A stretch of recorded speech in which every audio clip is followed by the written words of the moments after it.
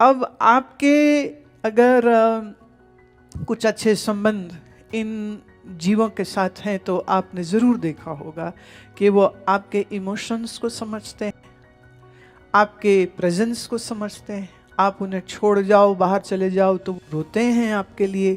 उनके अंदर एहसास है, उनके अंदर मोहब्बत है। इन जानवरों को आदमी अपने जीभ के स्वाद के लिए मार देता है।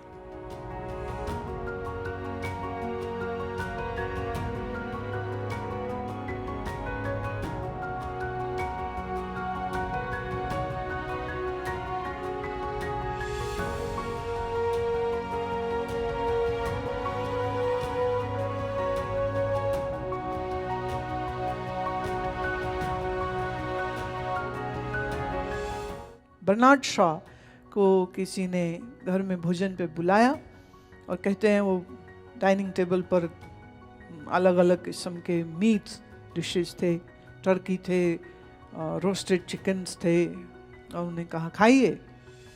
और बर्नार्ड शॉ कहते हैं कि मेरा पेट एक कब्रिस्तान नहीं है जहाँ इन मुर्दों को मैं दफना दूँ।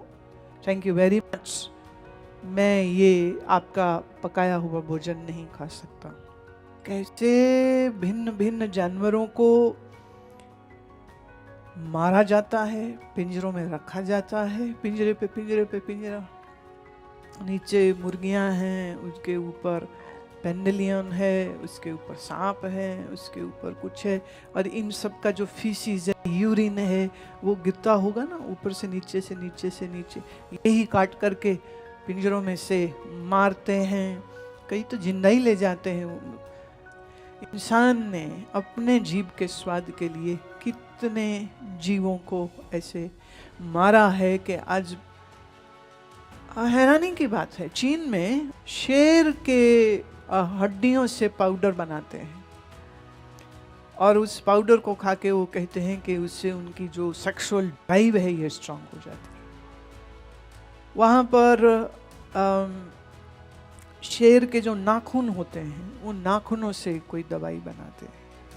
अब आप अपने जीभ के स्वाद के लिए सृष्टि में मार धाड़ करो, इतना टॉर्चर करो, इतना क्रूर इंसान कैसे हो गया? कैसे? कहीं जीवन अपना लंबा करने के लिए खाया जा रहा है, कहीं वो कहते जी प्रोटीन इस मिलता है हम इसलिए खा रहे हैं, कहीं से उनकी जो सेक्सुअल डिबिलिटी है उसको ठीक करता है वो इसलिए खा रहे हैं। अब आप मार मार के खाते चले जाओ और सवाल ये उठता है कि सृष्टि के साथ छेड़छाड़ करें आप, तो फिर उसका खमियाजा भी तो आपको ही भोगना पड़ेगा। आप मतलब हम सब मनुष्यों को। हम मनुष्य अपने घर में वुड पैनलिंग करने के लिए और या और दूसरे कमर्शियल एंड डोमेस्टिक यूज़ के लिए हम पेड़ काटते चले जाते हैं। हम बिल्डिंगें बनाने के लिए वेटलैंड्स को ख़त्म कर देते हैं। मिट्टी भर भर के समुंदर को हम रिक्लेम कर लेते हैं और फिर वहाँ पर मल्टी स्टोरी बिल्डिंग्स बन जाए। आदमी के लालच का कोई अंत नहीं है। अब जब सृष्टि में हम असंतुलन लाएंगे तो कुछ तो होगा। पर मैं ये समझती हूँ कि इसमें भी एक सबक हम सबको ले लेना चाहिए कि हम सृष्टि का आदर करें और दूसरे जीव जंतुओं को जीने दें, मारे नहीं। B compassionate. सो प्रकृति से छेड़छाड़ नहीं हम करें तो ज़्यादा उत्तम होगा।